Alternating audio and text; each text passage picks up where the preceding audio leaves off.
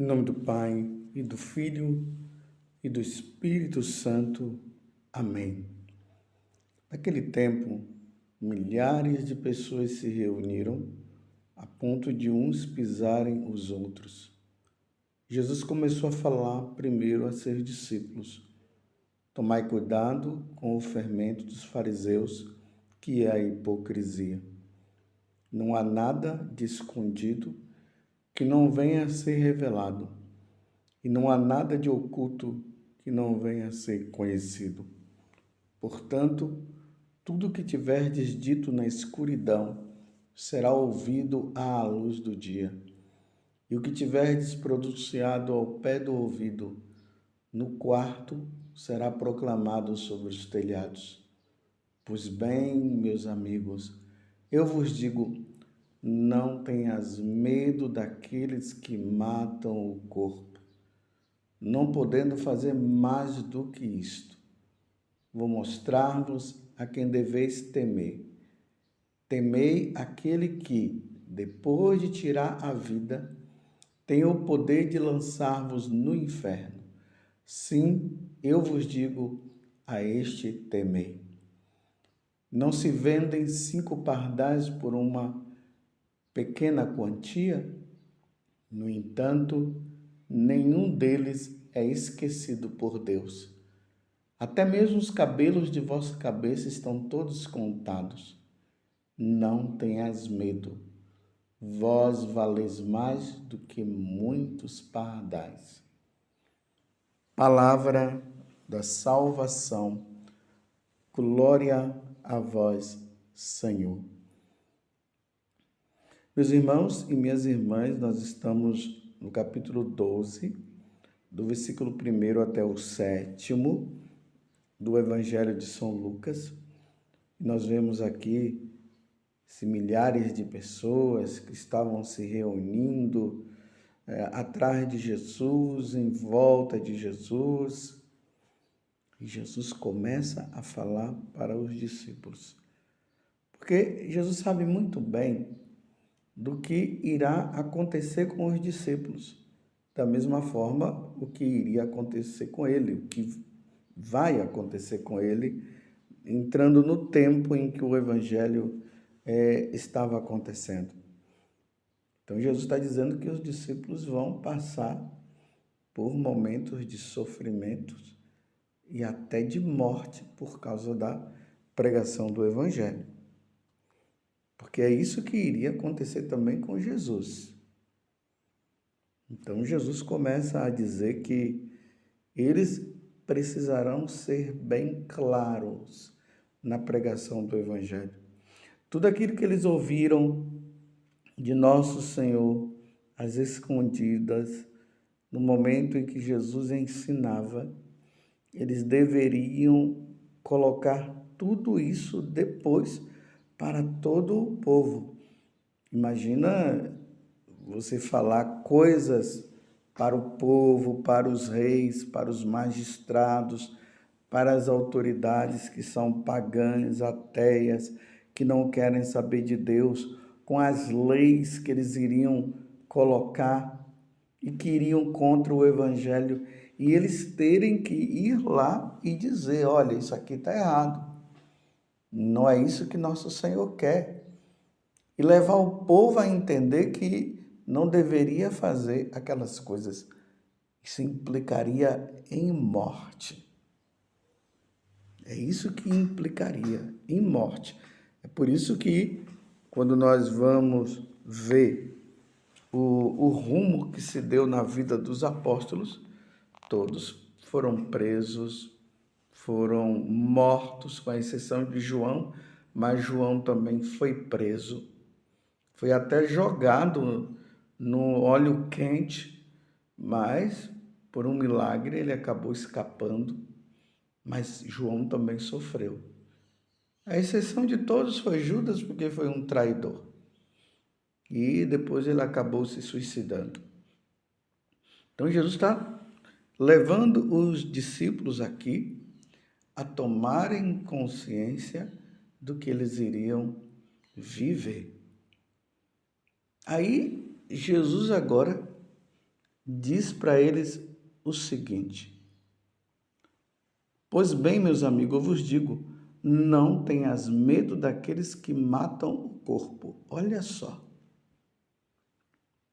Nós que temos a tendência, imagine uma pessoa colocando uma arma na nossa cabeça. Não tem como não tremer, não ter medo, não gritar. Cada um tem reações. Porque quem é que quer morrer? Ninguém quer morrer. Ninguém. Então Jesus está dizendo agora para eles: não tenhas medo daquele que matam o corpo, não podendo fazer mais do que isto. Olha só, não podendo fazer nada mais do que isso, do que matar o corpo. Veja só. Aí ele diz: vou mostrar-vos a quem deveis temer. Temei aquele que, depois de tirar a vida, tem o poder de lançar-vos no inferno. Sim, eu vos digo, a este temei. É esse que se deve temer. Essa vida que Jesus está se referindo aqui é a alma. Os outros evangelistas falam isso. E aqui nós precisamos parar um pouco para meditar nesta parte. O ser humano ou a pessoa, ela é um composto de corpo e alma. Assim é o ser humano. Quando você vê uma pessoa aí do teu lado, uma pessoa que caminha com você, ela está ali porque aquela pessoa é um composto de corpo e alma. Nós só vemos o corpo. Nós não temos a capacidade de ver a alma. Deus tem a capacidade de ver a alma porque Deus nos criou. Lá no livro do Gênesis, no capítulo 2, versículo 7, depois você poderá lá confirmar, ver, meditar. Ali você vai ver que como foi que Deus criou o homem. Ali diz que ele pegou o barro, do barro ele moldou e ali o homem estava moldado, estava criado o homem. Mas em seguida Deus sopra nele, o sopro da vida. Esse sopro da vida é a alma. Até então, o corpo não se movia, ele não tinha vida. Ele passou a ter vida no momento em que Deus sopra e a alma entra.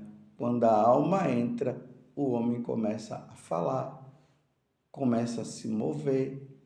E aí o homem tem a capacidade agora de ficar triste, alegre, de fazer o mal e até fazer o bem. Claro que quando Deus criou o homem ainda não tinha essa intenção de fazer o mal. O mal entrou depois que comeu do fruto do conhecimento do bem e do mal, que Deus tinha prevenido para eles não comerem, e infelizmente Adão e Eva acabaram comendo, sendo tentado por Eva. Mas o homem é esse composto, corpo e alma. Quando é que o homem morre? O homem morre quando a alma sai. O homem tem vida quando a alma entra. Então, lá no ventre materno, quando o espermatozoide se une com o óvulo e ali acontece a fecundação, o homem recebe a alma.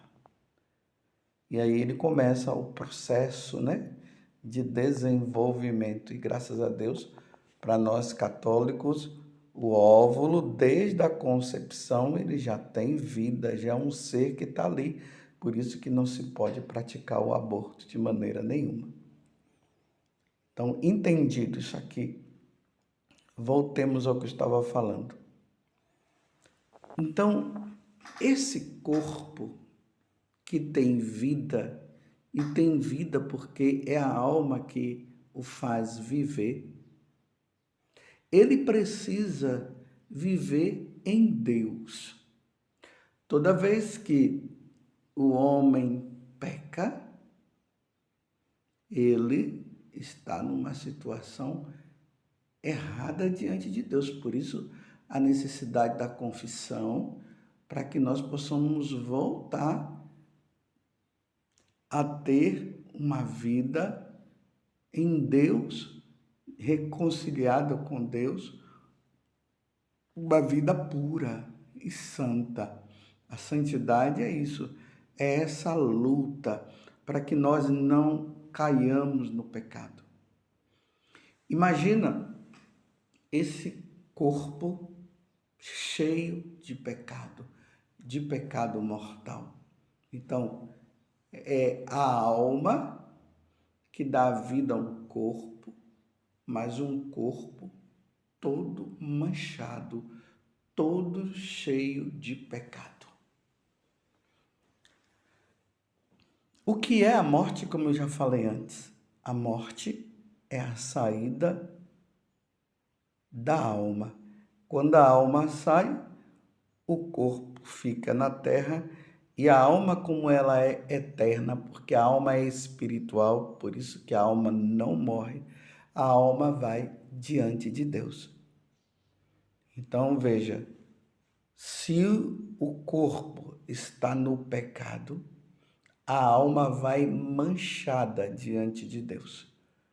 Aí vamos compreender agora o que se diz na segunda carta de São Paulo aos Coríntios, que também na carta aos Romanos também fala. Carta aos Coríntios, segunda carta aos Coríntios, capítulo 5, versículo 10. Todos nós um dia teremos que prestar conta diante de Deus. Aí ele diz, a nossa alma vai diante de Deus para prestar conta.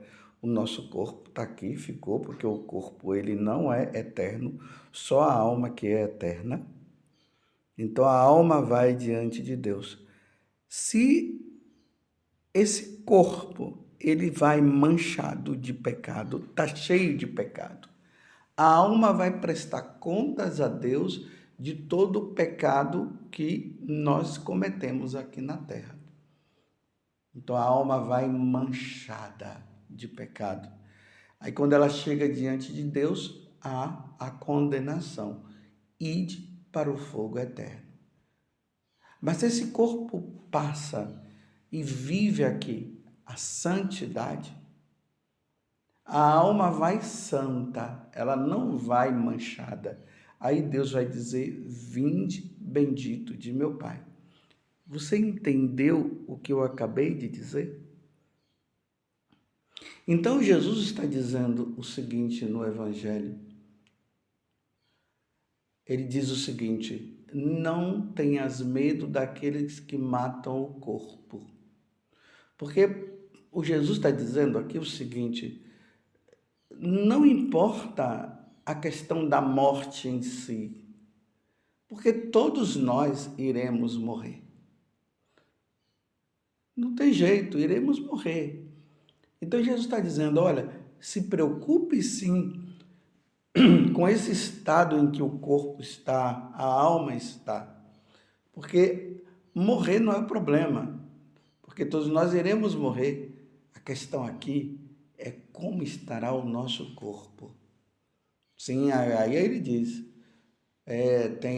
vou mostrar-vos a quem deveis temer. Temer aquele que depois de tirar a vida, tem o poder de lançar-vos no inferno, de lançar a alma no inferno. O nosso corpo depois, ele é depositado aqui na terra e um dia ele vai ressuscitar. Por isso que na profissão de fé nós proclamamos que nós cremos na ressurreição da carne. A alma, ela não ressuscita porque ela não morre. Quem morre é o corpo. Então, o corpo um dia irá ressuscitar, irá se encontrar com a alma. E o corpo vai se encontrar com a alma no dia do juízo final. A alma encontra-se com Deus no juízo particular, o corpo no juízo universal. Então, no dia do juízo universal, o corpo vai se encontrar com a alma. Se a alma estiver no inferno, o corpo vai se unir à alma no inferno. Se a alma estiver no céu, o corpo vai se unir com a alma no céu. Se estiver no purgatório, e quem está no purgatório está salvo, está passando apenas por um tempo de purificação, a alma vai se unir com a alma, ou o corpo vai se unir com a alma no purgatório e vai para o céu. Então, meus irmãos, há uma preocupação de Jesus com quem? Com a alma. Porque é a alma que vai prestar contas primeiro. E ela vai prestar conta de como o corpo viveu, como o corpo estava. Se o corpo vive no adultério, a alma vai prestar contas a Deus do adultério. Se o corpo é um que vive matando, a alma vai prestar contas a Deus dos homicídios e ter matado tantas pessoas. Se o corpo vive na impureza, a alma vai prestar contas a Deus da impureza. Mas se o corpo vive na santidade, ele vai prestar contas da santidade. Foi assim, meus irmãos, que os santos viveram. Antes morrer do que pecar, dizia Santo São Domingos Sábios. Era assim que ele dizia. Antes morrer do que pecar. Então ele dizia, se eu for pecar, eu prefiro morrer antes. Porque morrendo antes de pecar, a alma dele vai santa. Então ele se salva. A pergunta que eu faço para você, e que também é para mim, meus irmãos. Como está o seu corpo hoje? O seu corpo está manchando a sua alma? Como é que está? Você está em estado de pecado mortal. Eu fico imaginando aquelas pessoas que há anos e mais anos não se confessam e o tempo dela está acabando e ela não percebe, ela acha que vai viver ainda muitos anos. Como está? E aí no tempo da perseguição, porque Jesus está mostrando também para os apóstolos que no momento da perseguição eles terão que prestar contas naquele momento ali. E eles vão pedir que eles neguem nosso Senhor, que eles neguem a Igreja Católica. E aí vem a pergunta, nesse momento da perseguição, nesse momento que eles teriam que negar ou não, negando seria apostasia, negando nosso Senhor, negando a Igreja Católica para salvar o corpo, tá vendo? A pessoa pode entrar num momento de medo tão grande de morrer que ela vai salvar o corpo. Porém, a alma vai diante de Deus como o apóstata, como aquele que negou. Vocês pensam que no tempo das perseguições, no início da igreja e no decorrer também dos anos que foram passando na igreja, vocês pensam que muitas pessoas não negaram? Muitas pessoas negaram. Negaram nosso Senhor. Mas muitas também na hora foram fiéis e morreram dando o sangue. Foram martirizados, mas eles não voltaram atrás. Eles continuaram sendo fiéis a nosso Senhor, porque ficou tão compreendido neles que não importava a morte, não importava eles matarem o corpo. O que importava para eles era que esse corpo estivesse santo, esse corpo estivesse sadio, esse corpo estivesse na fidelidade a Deus, para a alma prestar contas a Deus da fidelidade deles. Está entendendo? Na verdade, nós temos que estar preocupados, sim, de como está a nossa alma diante daquilo que nós vivemos no corpo. Sua alma está santa ou está contaminada pelo mal, pelo pecado praticado no corpo? Estão entendendo? Se Jesus te chamasse agora, você iria para o céu ou para o inferno? Você está na graça de Deus ou não? Não podemos brincar com a nossa salvação. Precisamos em tudo ser fiéis a Deus. Então voltemos ao que Jesus diz: vou mostrar-vos a quem deveis temer. Temei aquele que, depois de tirar a vida, como vai dizer lá no Evangelho de São Marcos, me parece, aquele que, depois que tirar a vida, tem o poder de lançar a sua alma no inferno. É ele que nós devemos temer. Que Deus nos conceda a graça de vivermos a santidade.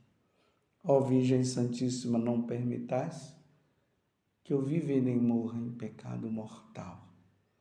Em pecado mortal não hei de morrer, porque a Virgem Santíssima há de me valer. Valei-me, Virgem Santíssima. Sejamos santos, como o Pai do céu é santo.